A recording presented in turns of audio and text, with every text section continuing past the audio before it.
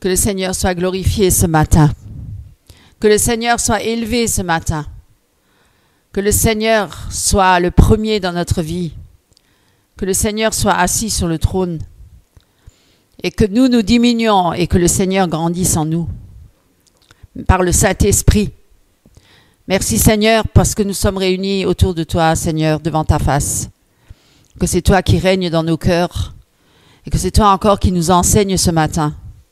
Et ce matin, je vais vous inviter, mes frères et sœurs, à bien sûr ouvrir la Bible, la parole de Dieu, et de prendre le chapitre 5 de Éphésiens, chapitre 5, verset 8. Et je vais vous lire. « Autrefois, vous étiez ténèbres. » Vous y êtes ? « Autrefois, vous étiez ténèbres. Et maintenant, vous êtes lumière dans le Seigneur. Marchez comme des enfants de lumière. Car le fruit de la lumière consiste en toutes sortes de bonté, de justice et de vérité. Examinez ce qui est agréable au Seigneur. Et ne prenez point part aux œuvres infructueuses des ténèbres, mais plutôt condamnez-les, car il est honteux de dire ce qu'ils font en secret. Mais tout ce qui est condamné est manifesté par la lumière, car tout ce qui est lumière, tout ce qui est manifesté est lumière. C'est pour cela qu'il est dit, réveille-toi, toi qui dors, relève-toi d'entre les morts, et Christ t'éclairera. Prenez donc garde de vous conduire avec circonspection, non comme des insensés, mais comme des sages. Rachetez le temps, car les jours sont mauvais. C'est pourquoi ne soyez pas inconsidérés, mais comprenez quelle est la volonté du Seigneur. Voilà, on va s'arrêter là. Et donc, ce qu'on peut voir dans ce texte déjà, c'est que c'est déjà un avertissement de Paul à l'église d'Éphèse, mais c'est aussi pour nous aujourd'hui, parce que la parole, elle est éternelle. Donc, ce qui a été dit à l'époque est encore valable aujourd'hui, parce qu'encore aujourd'hui, nous sommes toujours, Dieu n'a pas changé. Dieu est le même hier, aujourd'hui, demain et éternellement. Donc les avertissements que Paul a donnés à l'époque, elles sont encore valables aujourd'hui pour nous, peuple de Dieu. Et ce qui est dit dans cette parole, c'est que autrefois nous étions ténèbres. Donc ce qui veut dire que autrefois nous n'appartenions pas à Dieu. Autrefois nous étions des enfants de colère, comme tous ceux qui sont là encore autour de nous. Nous étions les fils de la rébellion. Nous n'avions pas d'héritage avec Dieu, avec le royaume de Dieu. Nous étions donc des païens. Et c'est le Seigneur qui a accompli cette œuvre pour nous et qui nous a greffés sur l'olivier franc, parce que Dieu s'est révélé en premier au peuple d'Israël, donc aux Hébreux à l'époque, et aux Juifs. Et donc, nous étions carrément, dans les ténèbres, enténébrés dans notre esprit. Nous n'avions aucune relation avec Dieu. Et nous étions coupés. Nous n'étions même pas avec Dieu. Et nous vivions selon les désirs de notre chair et de nos désirs insensés, quoi. Et nous n'avions aucune direction précise, nous n'avions pas de guide, nous n'avions pas de lumière, voilà. Nous étions donc des enfants qui marchions dans les ténèbres. Et parce que Jésus est la lumière. Et grâce à Jésus, et on veut vraiment louer le Seigneur, parce que c'est lui qui a accompli l'œuvre, il ne l'a pas seulement accompli pour le peuple juif, il l'a aussi accompli pour le monde entier, pour toute l'humanité. Parce que quand il est mort sur la croix, pour tous les péchés, c'était pour tous les péchés du monde entier, pour donc aussi les païens. Donc, grâce à Jésus, les païens peuvent entrer aussi dans cette grâce et peuvent enfin entrer aussi dans ce lieu très saint, dans la présence de Dieu. N'est-ce pas merveilleux, mes amis? Et nous voulons vraiment être reconnaissants envers cela et envers le Seigneur pour ce qu'il a accompli. Parce que sans lui, nous serions encore dans les ténèbres. Et c'est pourquoi il est dit dans la parole, « Autrefois, vous étiez ténèbres ». Donc, il fut un temps, et je pense que vous avez tous souvenir de cela, où vous étiez vraiment dans vos pensées insensées, dans vos ténèbres, à courir après du vent et à accomplir des œuvres qui étaient des œuvres infructueuses et ténèbres. Et aujourd'hui, par contre, et maintenant, vous êtes quoi? Vous êtes lumière, enfant de lumière. Donc, il y a eu un changement dans votre vie. Vous étiez avant enfant des ténèbres, enfant de colère, hein, et de rébellion. Et aujourd'hui, maintenant, vous êtes enfant de lumière. Donc, vous êtes passé des ténèbres à la lumière, de la mort à la vie. Parce que lorsque vous étiez dans les ténèbres, vous étiez mort spirituellement. Vous n'aviez aucune relation avec Dieu, puisque Dieu est la vie.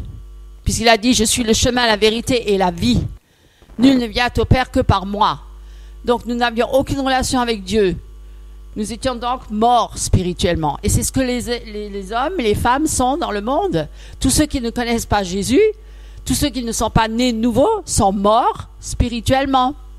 Même s'ils vivent, ils disent mais ils ne sont pas vivants, ils sont morts spirituellement. Et tout ce qu'ils accomplissent, ce sont des œuvres infructueuses des ténèbres. Et tout ce qu'ils accomplissent, ça les mène à la mort et pas à la vie. Parce que ça ne porte pas de fruits pour la vie. Ça porte des fruits pour la mort. Vous comprenez? Donc, il faut passer par la nouvelle naissance et avoir Christ en nous, la vie de l'Esprit en nous, pour porter des fruits pour la vie. Des fruits qui sont pour l'éternité, pour le royaume de Dieu. C'est pourquoi il ne sert à rien, et c'est pour ça qu'il est dit, nous ne sommes pas sauvés par les œuvres, parce que ce n'est pas les œuvres qui vont sauver les hommes. Certains dans le monde pensent, en accomplissant beaucoup d'œuvres, de bonnes œuvres, comme on dit, de charité, hein, je peux vous dire que même les satanistes le font, et donc ce sont des philanthropes, ça veut dire qu'ils font beaucoup d'œuvres humanitaires. Les œuvres humanitaires, c'est diabolique, c'est même pas spirituel, c'est pas biblique, c'est charnel, c'est diabolique. Donc vous voyez, mais c'est ça la tromperie, parce que le diable singe toujours Dieu. Et donc, pour dire qu'ils font plein d'œuvres, mais ça ne porte pas des fruits pour l'éternité. Ça ne porte pas des fruits pour le royaume de Dieu. Parce que Dieu ne les agrée pas, ces œuvres-là. Pourquoi? Parce que ces œuvres-là ne sont pas faites selon la volonté de Dieu, parce que ces hommes-là n'ont aucune communion, aucune relation avec Dieu. Et c'est pourquoi, d'ailleurs, ça ne porte pas de fruits pour Dieu. Ça ne porte pas de fruits pour le royaume de Dieu. Alors à quoi bon tous ces gens qui font autant d'œuvres? Et ne regardez pas ces gens-là, ne les enviez pas, ne pensez pas qu'ils ont un grain de bonté en eux. Parce qu'il est dit dans la parole de Dieu, il n'y a rien de bon dans le cœur de l'homme. Le cœur de l'homme est tortueux par-dessus tout. Donc si on creuse un peu par rapport à tout ça, vous allez comprendre pourquoi ces gens-là font toutes ces œuvres. Certains le font pour avoir leur propre gloire, pour être glorifiés, pour être reconnus, pour être aimés. D'autres le font pour se faire bonne conscience, parce que bon, quelque part, l'homme a une conscience en lui. Et il se dit, bon, j'ai fait le bien aujourd'hui, donc je peux me permettre d'avoir un peu de largesse dans ma vie. Je peux m'adonner à mes désirs personnels, charnels, m'adonner à tous mes vices, mais de l'autre côté, je vais faire le bien, donc je me fais une bonne conscience, vous voyez. C'est un peu, comme on dit, sur la tâche, je mets des fleurs autour, mais ça ne va pas m'enlever mon péché. Ça n'enlèvera jamais mon péché. Aucune œuvre, aussi belle soit-elle sur la terre, ne pourra jamais enlever mon péché. Le seul qui peut l'enlever, c'est Jésus-Christ. C'est le seul. Aucun homme, aucune femme ne peut enlever mon péché. Il n'y a que Jésus qui peut l'enlever. Et donc, je suis obligé de passer par la croix. Je suis obligé de passer par la nouvelle naissance. Et ce n'est pas moi qui peux le faire, c'est Dieu qui le fait en moi. C'est l'œuvre de Dieu. C'est Dieu qui attire les hommes à lui. Ce n'est pas moi qui va faire l'œuvre, qui va faire quoi que ce soit pour être sauvé. C'est Jésus qui... Oui, je vais dire oui au Seigneur. Mais ça, c'est l'œuvre du Saint-Esprit en moi. Le Seigneur travaille nos cœurs et c'est le Seigneur qui nous attire à lui en premier. C'est pourquoi, mes amis, bien sûr qu'il faut prêcher l'Évangile. C'est pourquoi nous devons annoncer cette bonne nouvelle du salut en Jésus-Christ. Justement pour que les hommes y viennent à cette bonne nouvelle et qu'ils comprennent et qu'ils se laissent travailler dans leur cœur par le Seigneur. Pour que justement le Seigneur puisse les attirer à lui. Ce n'est pas... Et Dieu fait grâce et miséricorde à qui il veut. Donc, vous voyez, on ne peut pas se glorifier par rapport à ça.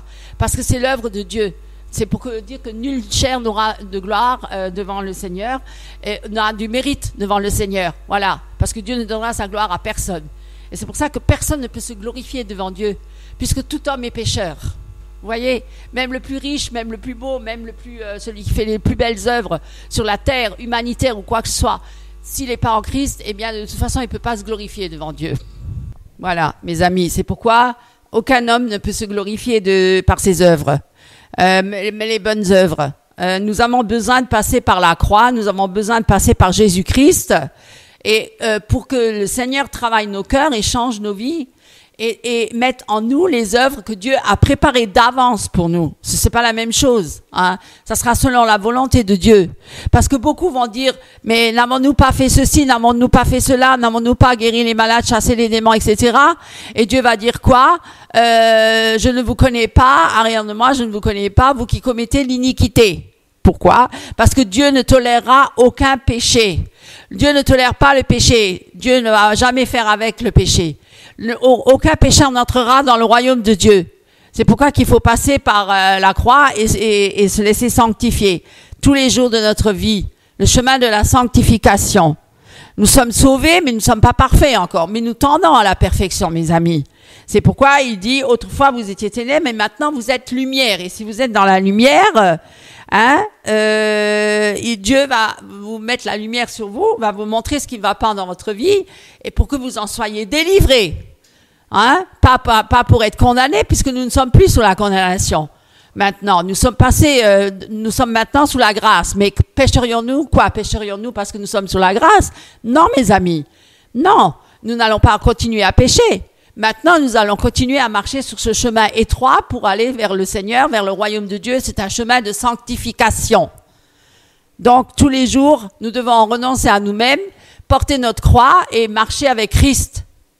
Et que Christ vit en moi. Et que si c'est Christ qui vit en moi, ce n'est plus moi qui vis, mais c'est Christ. Et si c'est Christ qui vit en moi, ce sera la volonté de Dieu qui va s'accomplir et non la mienne. Et donc, le fruit de la lumière.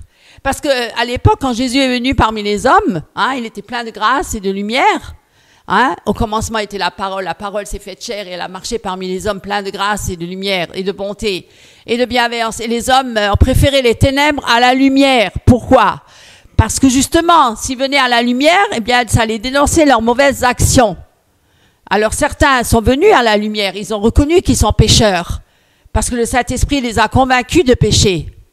Mais si beaucoup ne rejettent Jésus, pourquoi ils le rejettent? Justement parce qu'ils ont peur de venir à la lumière, de peur que leurs mauvaises actions soient mises en lumière. Parce que dans la lumière, on voit tout.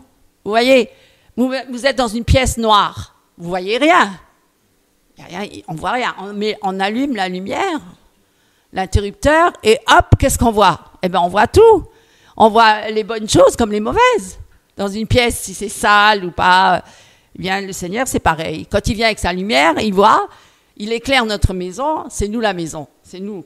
Il éclaire et il montre tout ce qui est sale, tout ce qui ne va pas. Là, il va falloir nettoyer, là aussi. Vous voyez? Donc, on ne peut pas échapper à Dieu. Et les hommes pensent échapper à Dieu. C'est pour ça qu'ils fuient la lumière. Ils préfèrent les ténèbres. Parce que là, ils sont bien, personne ne les voit. C'est caché, c'est occulte. Ils peuvent faire tout ce qu'ils veulent. Mais s'ils viennent à la lumière, ils vont être condamnés. Ils vont être jugés.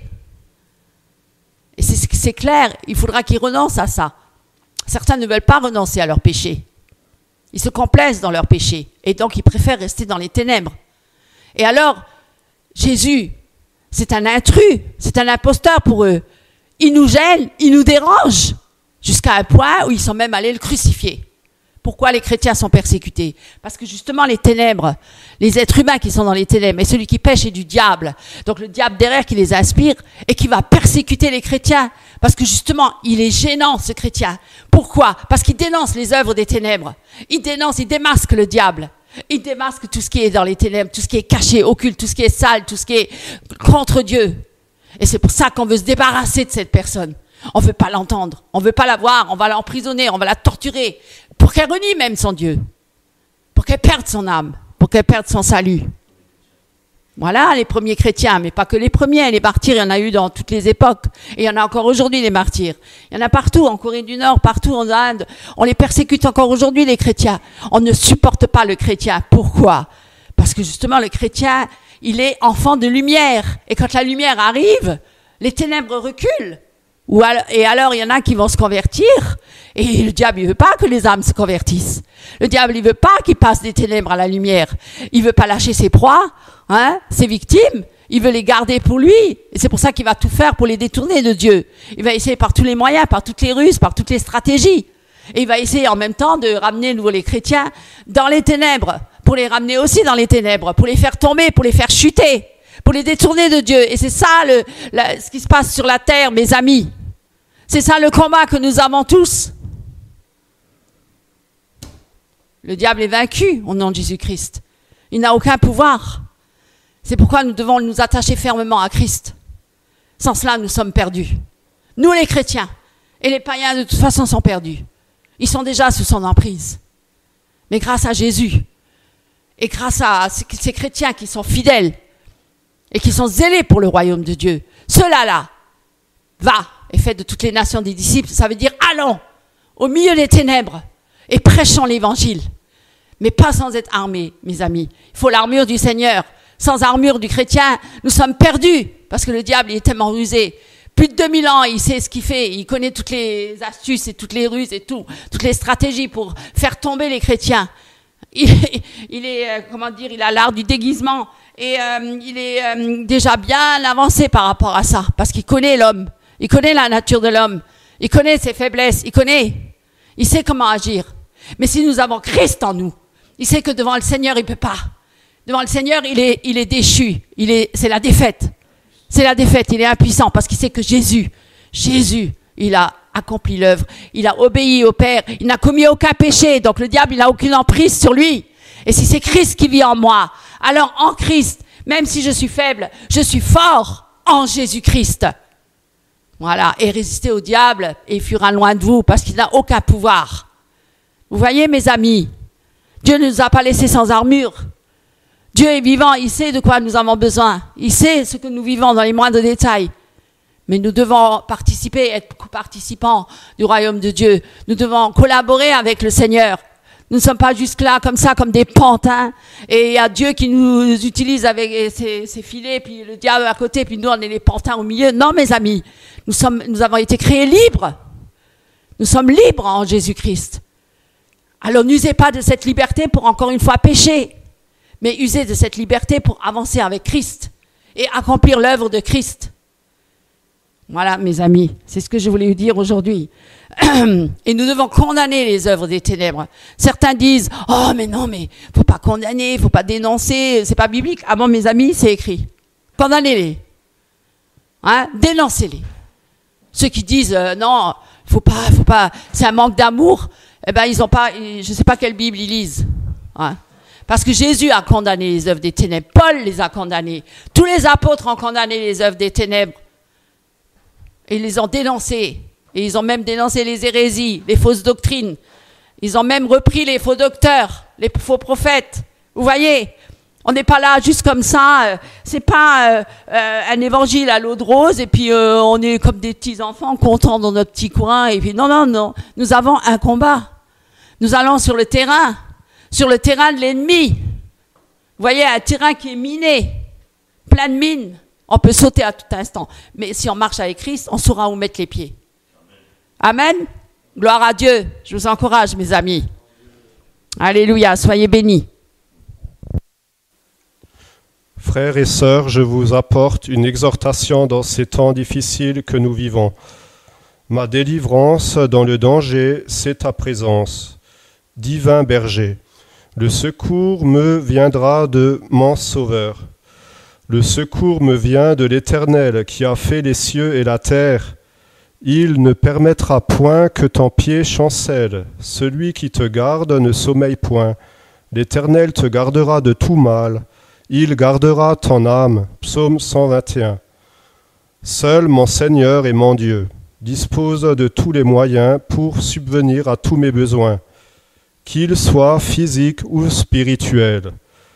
Ma part est de me confier en lui de tout mon cœur et de chercher sa face, afin qu'il puisse m'aider et me secourir. Je sais que je pourrai toujours compter sur sa protection et sa défense dans l'adversité, puisqu'il a même compté les cheveux de ma tête.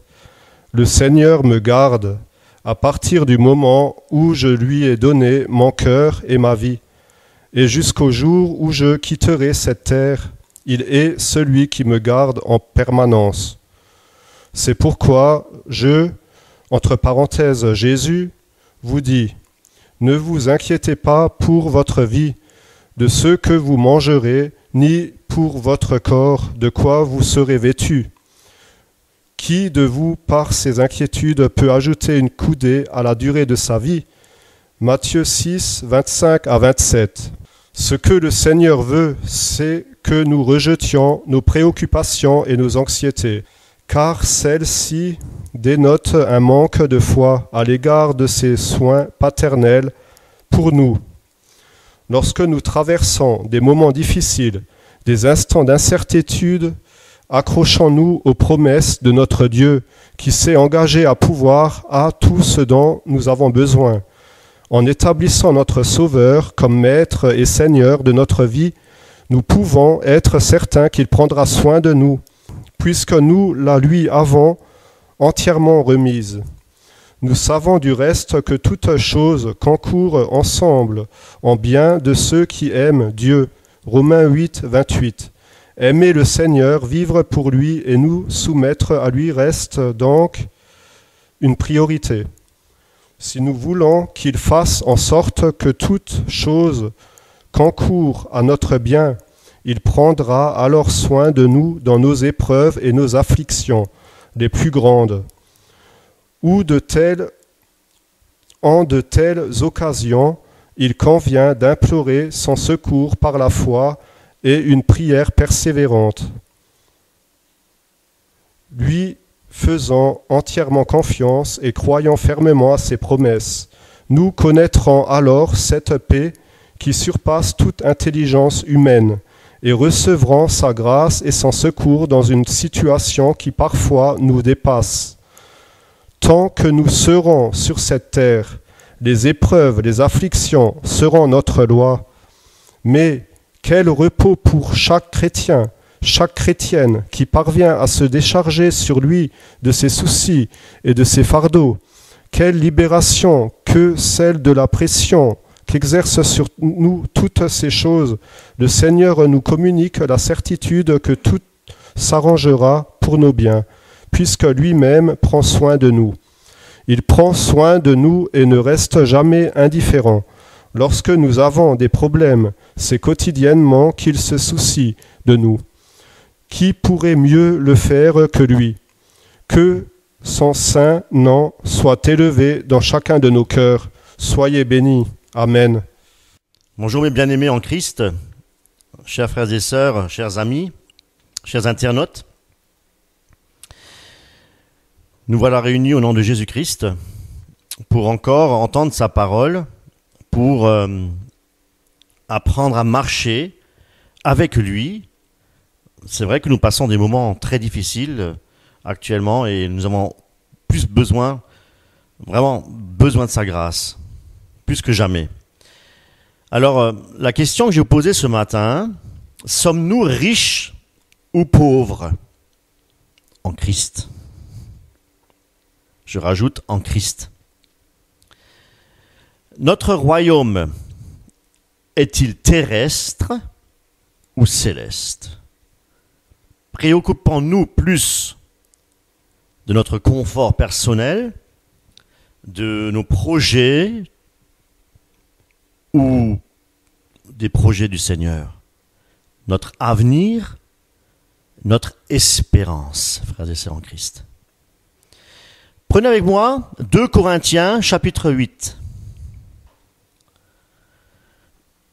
où il est dit: « Car vous connaissez la grâce de notre Seigneur Jésus-Christ, qui pour vous s'est fait pauvre, de riche qu'il était, afin que par sa pauvreté, vous fussiez enrichis. » Jésus-Christ, notre Seigneur, notre Sauveur, s'est fait pauvre pour nous enrichir. Alors, n'est-ce pas ici une excellente, une merveilleuse, bonne nouvelle? Christ nous a enrichis parce qu'il nous aime. Il l'a fait par amour pour nous qui sommes ses enfants. Alléluia. Et nous connaissons Jean 3,15 lorsqu'il dit « Car Dieu a tant aimé le monde qu'il a donné son Fils unique afin que quiconque croit en lui ne périsse point, mais qu'il ait la vie et non pas terrestre, éternellement. La vie éternelle dans le royaume de Dieu, dans le ciel, dans sa présence. Alléluia. Voilà pourquoi Jésus-Christ est mort sur la croix. Voilà pourquoi Jésus-Christ s'est fait pauvre pour nous enrichir, nous, pour hériter le royaume de Dieu. Alléluia. Mes amis, y a-t-il une plus grande richesse que ce que le Seigneur veut nous offrir ce matin? La vie éternelle. Pour toi qui n'es pas encore converti, pour toi qui n'es pas en règle encore avec le Seigneur, toi qui n'as pas encore fait de l'Éternel ton Seigneur et ton Sauveur, tu peux avoir ce matin la vie éternelle. Et tu ne pourras pas l'acheter par l'or périssable. Tu ne pourras pas l'acheter par tes propres œuvres. Mais Christ à Dieu a dit, invoque-moi. Aujourd'hui est le jour du salut pour toi, mon frère. Pour toi, ma sœur. La délivrance est là pour toi aujourd'hui. Parce que Christ, sur la croix de Golgotha, est mort pour tes péchés. Pour te donner la vie éternelle. Pour t'enrichir. Jésus-Christ qui s'est fait pauvre pour nous enrichir. Quelle grâce! Quelle richesse! Frères, sœurs, dites-moi, en échange de quoi Christ nous a donné la vie éternelle? Réfléchissez. En échange de quoi Christ nous a donné la vie éternelle? C'est-à-dire que Christ nous a donné la vie éternelle, mais nous, qu'avons-nous donné à Christ en échange pour avoir cette vie éternelle? Par nos efforts? Par notre attachement à Jésus-Christ? On peut s'attacher à Jésus, hein? Il y a beaucoup de religions, je suis chrétien, je suis attaché à Jésus-Christ. Est-ce peut-être par notre amour à le servir? Je sers le Seigneur, j'évangélise, je vais partout, voilà. Ou peut-être même notre vie en échange. Seigneur, je te donne ma vie. Pensez-vous que tout cela réuni même ensemble suffise justement, a suffisamment de valeur, on va dire, pour en échange d'une vie éternelle? Non. La vérité, c'est quoi? C'est qu'en échange de la vie éternelle, Christ a pris nos péchés. Parce que ce sont nos péchés qui nous séparent de la gloire de Dieu. Non pas en faisant de bonnes œuvres, non pas en servant le Seigneur. Qu'est-ce qu'il a dit? En mon nom, vous chassez les démons. Hein? Je ne vous connais pas, vous qui commettez l'iniquité. Et l'homme est iniquité. L'homme est pécheur. Donc sans la grâce de Dieu, sans la faveur imméritée de Dieu, nous ne pouvons pas être sauvés. Nous ne pouvons pas bénéficier de ces richesses extraordinaires que le Seigneur nous donne gratuitement. C'est impossible. C'est pourquoi la parole de Dieu est véritable. Il s'est fait pauvre pour nous enrichir. Quel amour! Quel amour de Dieu pour nous, ses enfants. Et nous, en échange, on lui a donné nos péchés.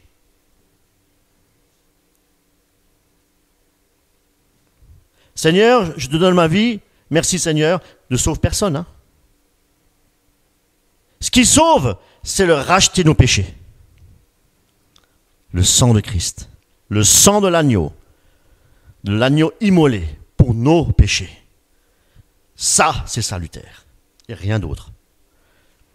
En contrepartie, pauvre qu'il était, un homme misérable sur cette terre qu'il était, misérable parce qu'on l'a fait misérable, parce qu'on l'a injurié, on l'a frappé dessus,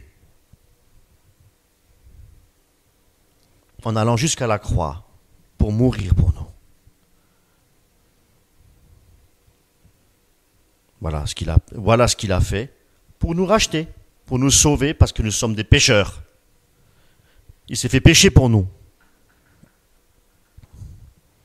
Alors tous nos efforts, notre plus grand attachement au Seigneur, notre amour même pour le servir, pour même dire j'aime le Seigneur, Seigneur je fais ta volonté, Seigneur je marche dans tes commandements, ne suffisent pas pour être sauvé.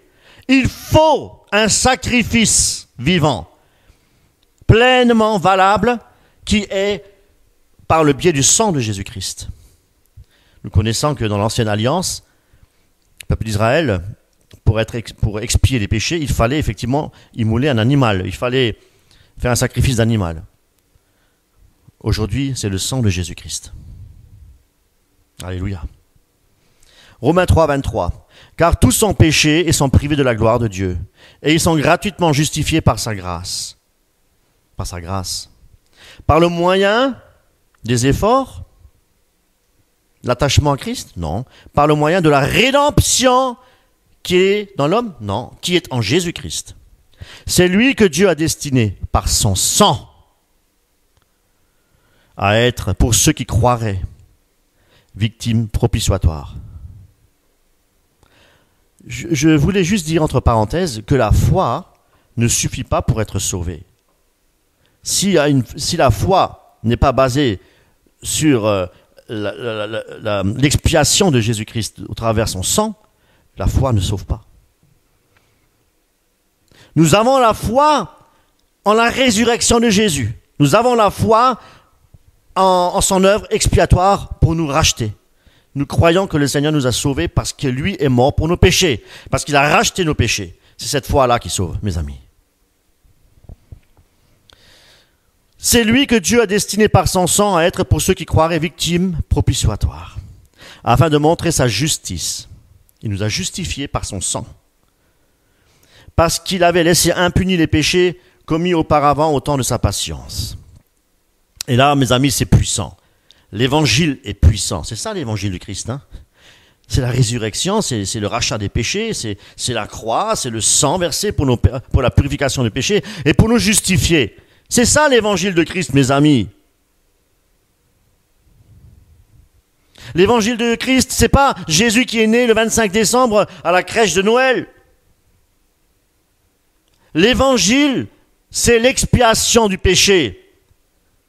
C'est la mort de Jésus-Christ pour nous racheter par son sang précieux. Ça, c'est l'évangile de Christ. Et c'est ça que nous devons prêcher. C'est ce qu'on appelle la croix. Nous ne devons pas prêcher. Donne ta vie à Jésus. Tu seras sauvé. Dis oui et amen à Jésus-Christ. Non, passe par la croix. Accepte la croix. Révélation. Il nous faut une révélation. Christ se révèle.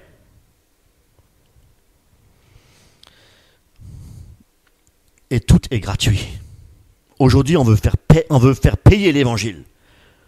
Aujourd'hui, pour assister à une réunion d'évangélisation, il faut sortir le portefeuille. Quelle honte, mes amis! On fait du commerce dans la maison de Dieu aujourd'hui. Mais des moyens plus modernes. On vend des t-shirts, on vend ceci, on vend cela. Mais c'est exactement la même chose. Jésus-Christ condamne toutes ces choses-là. Il est rentré dans le temple, il a renversé les marchands, les vendeurs de pigeons, etc. Aujourd'hui, c'est un évangile, c'est moderne. Tout s'est modernisé. Satan sait faire les choses.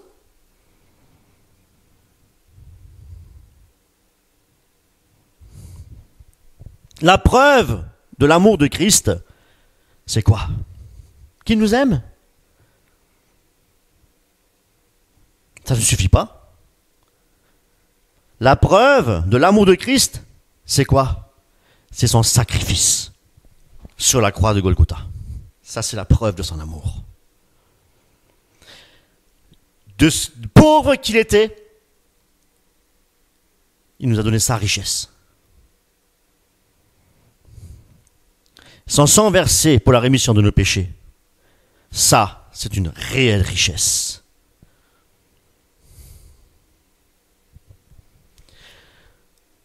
La preuve aussi de son amour, c'est qu'il l'a fait volontairement. Connaissant aussi la souffrance qu'il allait endurer, cette souffrance amère, cette coupe amère qu'il a dû boire. À cause de nous, il a subi la moquerie, le rejet, l'ignominie, c'est-à-dire c'est une honte, une honte extrême. Et cela publiquement. À cause de nous, hein.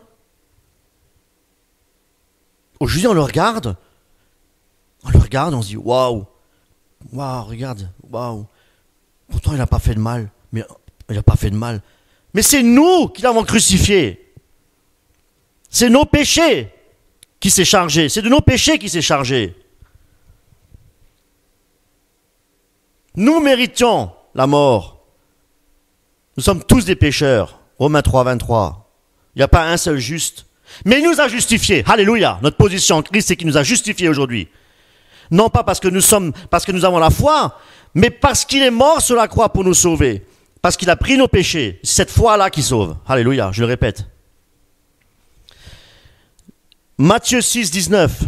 Ne vous amassez pas des trésors sur la terre, où la teigne et la rouille détruisent, et où les voleurs percent et dérobent. Mais amassez-vous des trésors dans le ciel, alléluia, où la teigne et la rouille ne détruisent pas, où les voleurs ne percent ni ne dérobent. 1 Timothée 6, 6. En effet, nous n'avons rien apporté dans le monde, et nous n'en pouvons rien emporter. Si donc nous avons nourriture et vêtements, eh bien nous nous en contenterons. Quant à ceux qui veulent s'enrichir, ils tombent dans la tentation. Dans le piège et dans de nombreux désirs insensés et pernicieux qui plongent les hommes dans la ruine et la perdition. Alors, il y a juste quelque chose qui traverse mon esprit. Hein, ceux qui veulent s'enrichir tombent dans la tentation. Alors, ça pourrait être, on vous fait une offre alléchante au travail. Mais, quelque part, vous êtes obligé de faire des heures supplémentaires. Mais derrière cela, il y a quelque chose de très attrayant. Très, très attrayant. Mais ça peut être un piège, oui. Parce que ce temps-là, au lieu de le consacrer à Dieu, vous le faites pour l'argent. Est-ce que vous comprenez? Ne serait-ce 3 heures ou 2 heures supplémentaires pour le fric, pour l'argent. Au lieu d'être à la maison et pendant 2 heures prier pour ses frères et ses sœurs. Et pour nous-mêmes aussi, bien sûr. Comprenez bien les choses. Eh bien, on tombe dans la tentation, dans la piège, et dans de nombreux désirs insensés et pernicieux, qui plongent les hommes dans la ruine et la perdition. Car l'amour de l'argent est la racine de tous les maux.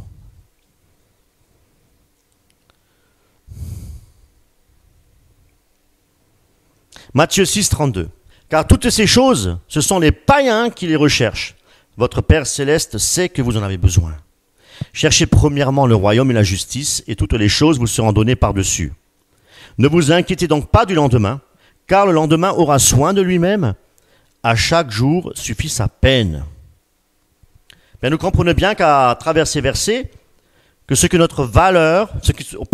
fait notre valeur, ce n'est pas la richesse terrestre, mais bien la richesse d'en haut, la richesse céleste. N'oublions pas, mes amis, que nous sommes des voyageurs et des pèlerins sur cette terre. Nous sommes juste de passage.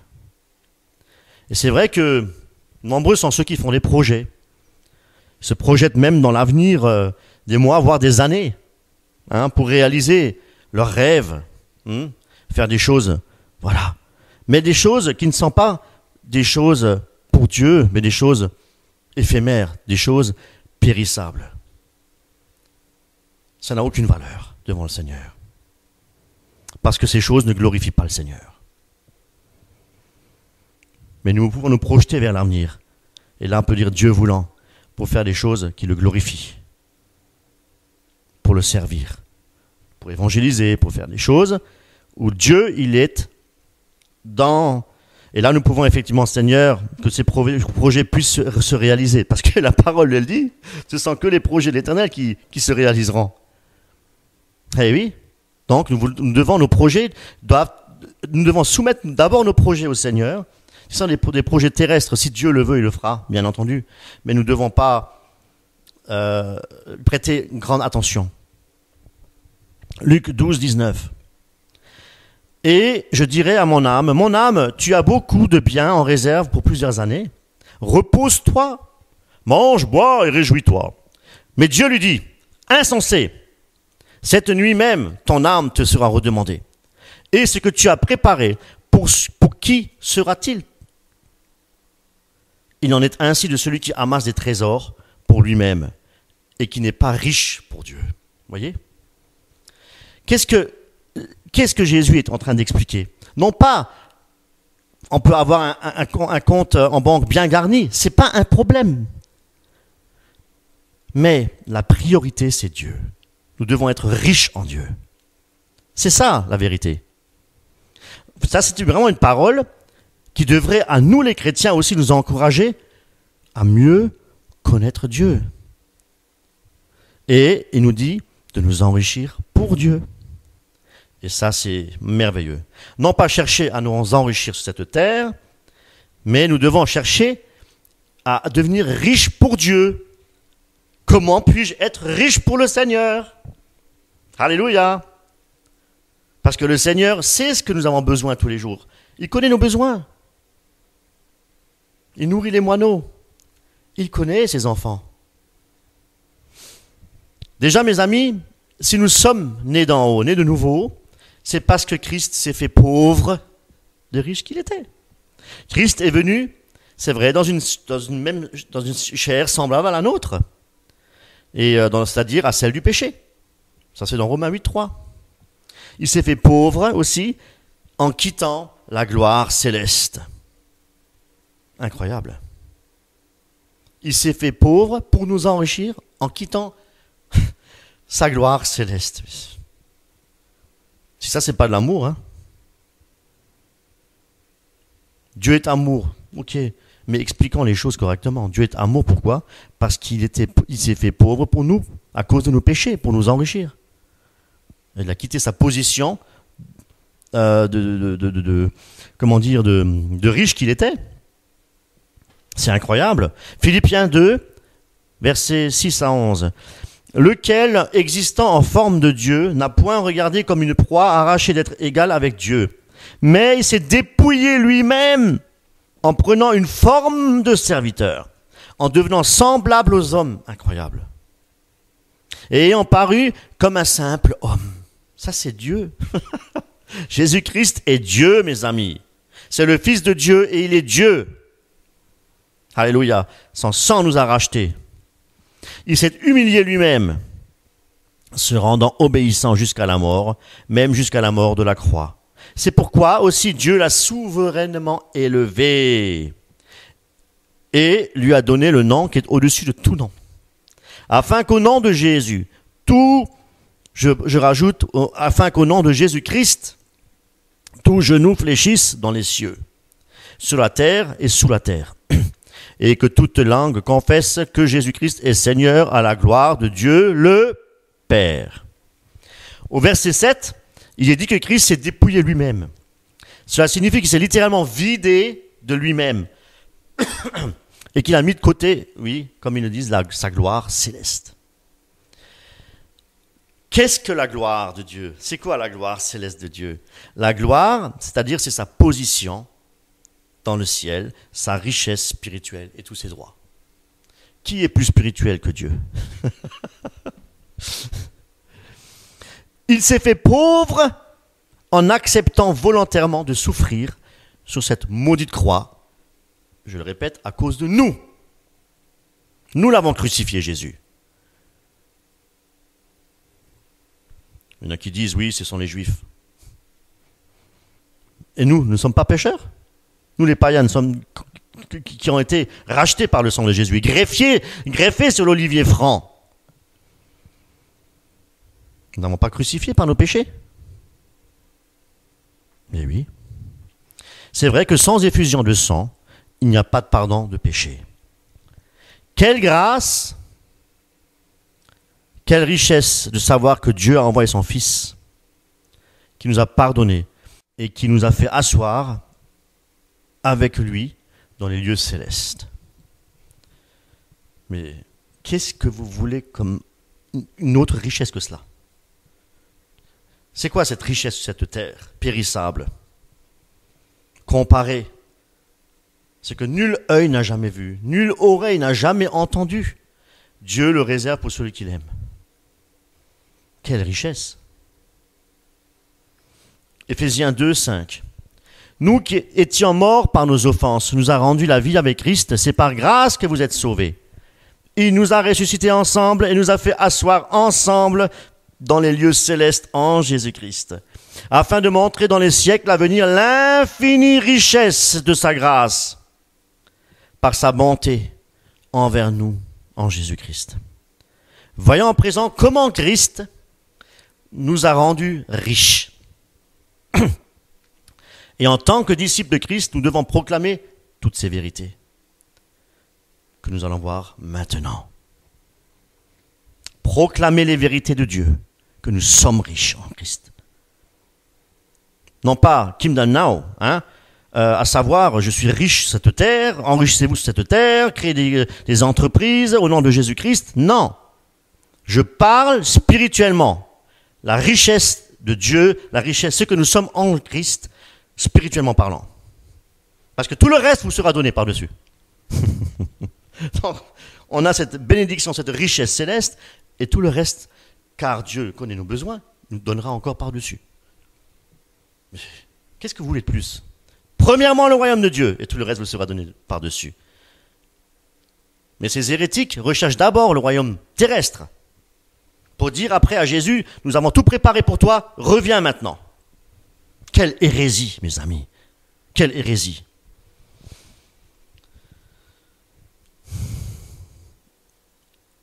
Il nous a vraiment rendus riches, le Seigneur. Et c'est une infinie richesse par sa grâce et par sa bonté. Tout n'est que grâce. Première richesse, Éphésiens 1, 3. Béni soit Dieu le Père de notre Seigneur Jésus-Christ qui nous a bénis de toutes sortes de bénédictions spirituelles dans les lieux célestes en Christ. Je le répète. Qui nous a bénis de toutes sortes de bénédictions spirituelles dans les lieux célestes en Christ. Dieu nous a bénis, non pas parce que nous le méritons. Qu'est-ce que nous méritons, nous? La mort. Mais parce que Dieu est la source de toute bénédiction. Dieu est bon, il nous a bénis en Jésus-Christ à travers ce rachat de nos péchés. Paul dit que toute chose concourt au bien de ceux qui aiment Dieu. Et c'est vrai que si nous sommes obéissants et plaçons Dieu au centre de notre vie, eh bien, nous pouvons être certains que Christ prendra aussi soin de ses enfants. Parce que c'est vrai que la parole de Dieu nous dit aussi que nous sommes appelés enfants de Dieu. Alléluia! Nous ne sommes pas une créature de Dieu.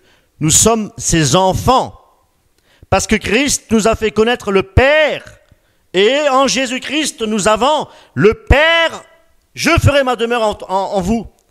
Moi et mon Père, nous viendrons, ferons demeure en nous. Nous avons la demeure nous sommes le temple de l'Esprit de Dieu. Et le Père habite en nous par la puissance du Saint-Esprit. Et nous sommes devenus ses enfants. Comprenez bien. Nous sommes des enfants de Dieu, nous appartenons à Dieu. Nous ne sommes pas simplement une créature de Dieu, nous sommes appelés ses enfants. Et ça change tout. Parce qu'un enfant reçoit l'héritage. Non pas une créature, mais l'enfant légitime. L'héritage. Voilà. Et nous pouvons appeler notre Père Abba Père. Ce qui signifie quelque part une appartenance à la famille de Dieu. Alléluia. Et on n'est pas là pour se vanter, pour dire que nous sommes, voilà, fils de Dieu. Eh bien, ce n'est pas un sujet de se vanter. C'est Christ qui l'a fait pour nous. C'est lui, l'auteur de notre salut. Ne l'oublions jamais. Nous ne sommes rien sur cette terre. Des gros pécheurs qui ont été sauvés, rachetés par le sang de l'agneau. Alléluia. Après, ce qui se passe, c'est vrai que il ne faut pas oublier aussi que sa volonté, la volonté de Dieu doit passer avant la nôtre. Et des fois, c'est vrai qu'on ne comprend pas pourquoi nous sommes des fois obligés de passer par des épreuves difficiles, des choses qu'on n'arrive pas à comprendre. On se dit, mais Dieu est-il vraiment avec moi? Pourquoi Dieu permet ci? Pourquoi ceci, cela? Eh bien, on devra des fois aussi passer, vous l'avez certainement déjà aussi expérimenté, passer par l'humiliation, l'injustice, des choses, vous dites, mais c'est pas possible. Mais, ne l'oublions pas, tout est pour notre bien. Dieu est au contrôle de toutes les situations par lesquelles nous devons passer, aussi difficiles elles le soient. Et je le répète assez souvent de fois, même si nous passons par la vallée de l'ombre de la mort, nous n'avons rien à craindre. Même si les nuages, il y a un épais nuage noir qui passe au-dessus de notre tête, nous savons que il passe. Et qu'après ça, effectivement, il y a le soleil. Après la pluie, vous connaissez le dicton, vient le beau temps. Alléluia. Et c'est vrai que être dans la volonté de Dieu, c'est aussi devoir passer par toutes ces choses-là. C'est accepter la direction de Dieu dans notre vie. Ses plans à lui, pas nos plans à nous. Parce que ce qu'il ne faut pas oublier, c'est que les épreuves de notre foi produisent la persévérance. Et la persévérance dans l'épreuve produit la victoire. Et la victoire dans l'épreuve produit, alléluia, nous sommes destinés à, alléluia, l'espérance, à régner avec Dieu dans le ciel. Notre espérance est céleste. Nous devons marcher avec les yeux de la foi. Que Christ nous délivre de toutes les épreuves est une réalité. Parce que Jésus a dit, je ne vous laisserai pas orphelin, je serai avec vous. Et toutes les épreuves par lesquelles vous devez passer, je suis passé. Paul n'a-t-il pas passé par des épreuves incroyables? Mais en tout, Paul a dit, Dieu m'en a délivré. Alléluia. C'est important. Christ nous délivre toutes les épreuves pour nous sortir, écoutez bien, purs comme de l'or. Des diamants. Voilà ce que le Seigneur a fait. Et c'est Dieu qui fait ce travail. C'est sa volonté de nous sauver, de nous avoir rachetés. Et si nous vivons, c'est pour Dieu que nous vivons. Alléluia. Et le vouloir et le faire vient de Dieu aussi. Alléluia. Tout vient de Dieu. Toute vie vient de Dieu. Toute sa création vient de tout ce que vous voyez avec vos yeux, tout ce que vous entendez avec vos oreilles, vient de notre Créateur, de l'Éternel, le Dieu des armées. Alléluia. Deuxième richesse, Éphésiens 1, 4. En lui, Dieu nous a élus avant la fondation du monde pour que nous soyons saints et irrépréhensibles devant lui. Écoutez bien, Dieu nous a élus avant la fondation du monde pour faire de nous, quoi? Des sacrificateurs, parce qu'il le dit que nous sommes une race élue et un sacerdoce royal. Alléluia. Vous savez, ce sont des vérités, toutes ces choses-là. Et c'est vrai que le diable aime nous faire oublier notre position que nous avons en Christ. C'est vrai, hein? Il vient toujours avec des problèmes, des soucis, machin, etc. Mais nous devons accepter avec joie les épreuves. C'est pas facile ce que je dis. Mais accepter l'épreuve avec foi, c'est accepter le plan de Dieu dans notre vie. Pour nous épurer, pour devenir de l'or pur. Pour participer aussi à la première résurrection. Il n'y a pas une plus grande richesse que de savoir être aimé par Christ et être appelé par Jésus, par le Père, enfant de Dieu. Et que nous puissions appeler notre Dieu, notre Père. Il n'y a pas de plus grande richesse, mes amis. Parce que, je le répète, être appelé Dieu notre Père, c'est savoir que nous héritons du royaume de Dieu. Pas par nos efforts. Troisième richesse, 2 Corinthiens 5, 17. Si quelqu'un est en Christ, il est une nouvelle créature. Les choses anciennes sont passées, voici toutes choses sont devenues nouvelles. Si toutes choses sont devenues nouvelles, c'est que toutes choses ont été effacées. Toutes les dettes et tous les péchés de notre ancienne vie ont été effacés. Certes, vous allez me dire, oui, mais entre-temps, j'ai péché. Entre-temps, mais tout était effacé. Parce que si nous avons péché entre-temps, nous avons un avocat, juste avocat. Et si vous tombez 7 fois, il vous relèvera 7 fois. Ce qui est incroyable, c'est qu'il nous donne cette force pour recommencer. Combien de fois on dit, pardon Seigneur, je le ferai plus. Et paf, on retombe dans le même travers, dans le même péché. Mais à un moment donné, le Seigneur, on a la victoire. Alléluia. Mais ce qui est merveilleux, c'est que le Seigneur nous fait passer de la mort à la vie. Parce que le péché mène à la mort. Mais nous avons été justifiés gratuitement sur la croix de Golgotha par Jésus-Christ, par son sang versé. Et nous sommes passés de la mort à la vie. Une fois pour toutes. Et il nous a appelés des ténèbres à son admirable lumière. Alléluia. Alors, y a-t-il une plus grande richesse que celle que actuellement nous faisons partie de la famille de Dieu? Merveilleux. Paul, dans la lettre aux Galates, nous enseigne que, Galates 4, et parce que vous êtes fils, alléluia, nous sommes fils, nous ne sommes pas le fils de Dieu, mais nous sommes des fils de Dieu. Parce que le fils de Dieu, c'est Jésus-Christ. Dieu a envoyé dans nos cœurs l'esprit de son fils, lequel nous pouvons crier maintenant, Abba, Père. Ainsi tu n'es plus esclave, mais fils, alléluia, et fille. Il nous a affranchis. Et si tu es fils et fille, tu es aussi héritier par la grâce de Dieu. Quatrième richesse. Parce que nous sommes devenus par adoption des enfants de Dieu, eh bien, on peut partager avec lui maintenant tous ses trésors. Il nous les donne. Il nous donne ses trésors. Nous pouvons jouir des trésors, des bénédictions du Seigneur. Alléluia. Spirituellement, premièrement, et naturellement aussi, physiquement. Nous sommes encore sur cette terre. Et nous avons des fois des besoins, nous avons des fois des souhaits, etc. Mais les projets de l'Éternel se réaliseront uniquement.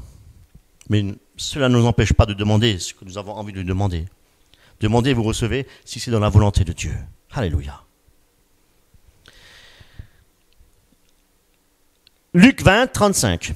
Mais ceux qui sont trouvés dignes d'avoir part au siècle à venir et à la résurrection des morts ne prendront ni femme ni mari, car ils ne pourront plus mourir, parce qu'ils seront semblables aux anges. Nous serons semblables aux anges. Et qu'ils seront fils de Dieu, étant fils de la résurrection. Nous sommes des fils de la résurrection. Amen. Christ nous a rachetés. Si Jésus-Christ est ressuscité des morts, nous le serons également. Quelle richesse! Est-ce que nous arrivons à mesurer cette richesse avec notre cerveau, avec notre entendement limité? 1 Corinthiens 6, 2. Ne savez-vous pas que les saints jugeront le monde? Et si c'est par vous que le monde est jugé, êtes-vous indigne de rendre les moindres jugements? Ne savez-vous pas que nous jugerons les anges? Waouh! Lorsqu'il dit ne savez-vous pas, ça veut dire quelque part, nous devrions déjà être au courant de cela depuis longtemps. L'Esprit de Dieu devrait nous le faire comprendre. Ne savez-vous pas que nous jugerons les anges? Waouh! Sur cette terre, je le répète, nous ne sommes que des voyageurs et des pèlerins. Mais un jour, selon la richesse de notre Seigneur, nous jugerons le monde et les anges. Romains 8, 18. J'estime que les souffrances du temps présent ne sauraient être comparées à la gloire à venir qui sera révélée pour nous. La gloire à venir, mes amis, représente pour nous toutes les bénédictions de Christ et toutes ses richesses. Alléluia! Toutes! Mais il faut aussi chercher le royaume de Dieu. Cherchez premièrement le royaume de Dieu, et tout le reste vous sera donné par-dessus. Et non pas nous affectionner, nous dit la parole de Dieu, aux choses de ce monde. Ce sont des richesses éphémères. Matthieu 6, 33. Cherchez premièrement le royaume de Dieu et la justice de Dieu, et toutes ces choses vous seront données par-dessus. Ne vous inquiétez donc pas du lendemain, car le lendemain aura soin de lui-même, à chaque jour suffit sa peine. Voyez-vous, mes amis, et par-dessus tout cela, le Seigneur nous donne encore de bonnes choses pour notre corps, de bonnes choses pour notre bien-être. Nous avons, merci Seigneur, de la nourriture. Alors, je pose la question, que voulons-nous de plus ? C'est pour cette raison-là que le Seigneur ne veut pas que nous nous plaignions, que nous murmurons, comme le peuple dans le désert, le peuple d'Israël dans le désert. Alors que Dieu est au contrôle de tout, il sait ce que nous avons besoin. Il nous connaît parfaitement. Nous devons au contraire, la parole de Dieu nous dit que nous devons nous réjouir en toute occasion. Nous devons tout le temps être heureux. Soyez heureux, soyez dans la joie. Parce que c'est dans les tribulations que le Seigneur se manifeste puissamment et que nous sommes épurés.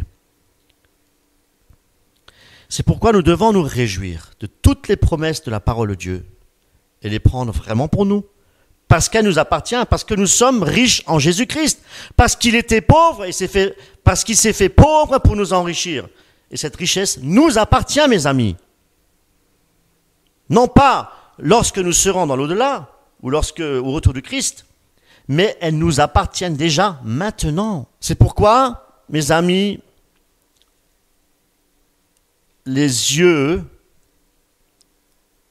ayant nos yeux fixés sur Christ, comme je le disais, parce que la parole de Dieu nous dit que notre délivrance est proche.